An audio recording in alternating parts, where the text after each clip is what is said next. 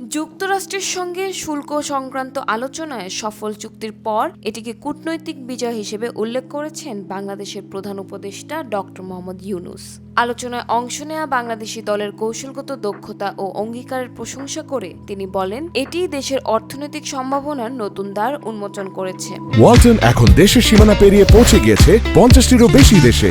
ওয়ালটন, ঘরে ঘরে বিশ্বজুড়ে। 1 আগস্ট সকালে চুক্তির সফল সমাপ্তির পর প্রধান উপদেষ্টার প্রেস সচিব শফিকুল আলম তার ভেরিফাইড ফেসবুক পেজে এই প্রতিক্রিয়া তুলে ধরেন।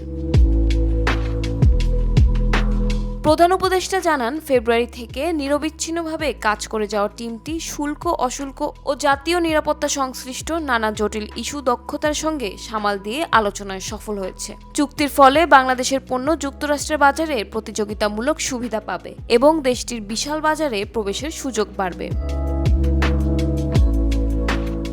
ডক্টর ইউনূস জানান, আগে বাংলাদেশি পণ্যের উপর 35% শুল্ক আরোপ করেছিল যুক্তরাষ্ট্র। এবার আলোচনার মাধ্যমে তা 15% কমিয়ে আনা হয়েছে। চূড়ান্ত চুক্তিতে শুল্ক হার 20% কমানো হয়েছে, যা পূর্ব অনুমিত হারের তুলনায় 17 পয়েন্ট কম। এই সাফল্যকে তিনি বাংলাদেশের অর্থনৈতিক স্বার্থ রক্ষায় এক গুরুত্বপূর্ণ মাইলফলক হিসেবে দেখছেন।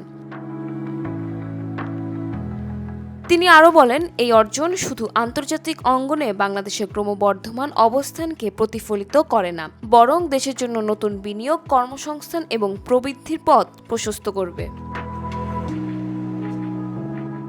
উল্লেখ্য, গত 2 এপ্রিল মার্কিন প্রেসিডেন্ট ডোনাল্ড ট্রাম্প বাণিজ্য ঘাটতির প্রসঙ্গ টেনে বিভিন্ন দেশের উপর উচ্চ হারে পাল্টা শুল্ক আরোপ করেন। বাংলাদেশের ক্ষেত্রেও 35% শুল্ক কার্যকর হয়। পরে 9 এপ্রিল তা 3 মাসের জন্য স্থগিত রাখা হয়, যার মধ্যে বিভিন্ন দেশের সঙ্গে পুনরায় আলোচনার উদ্যোগ নেয় ওয়াশিংটন। এই আলোচনাতেই বাংলাদেশ একটি গ্রহণযোগ্য সমঝোতায় পৌঁছাতে সক্ষম হয়েছে।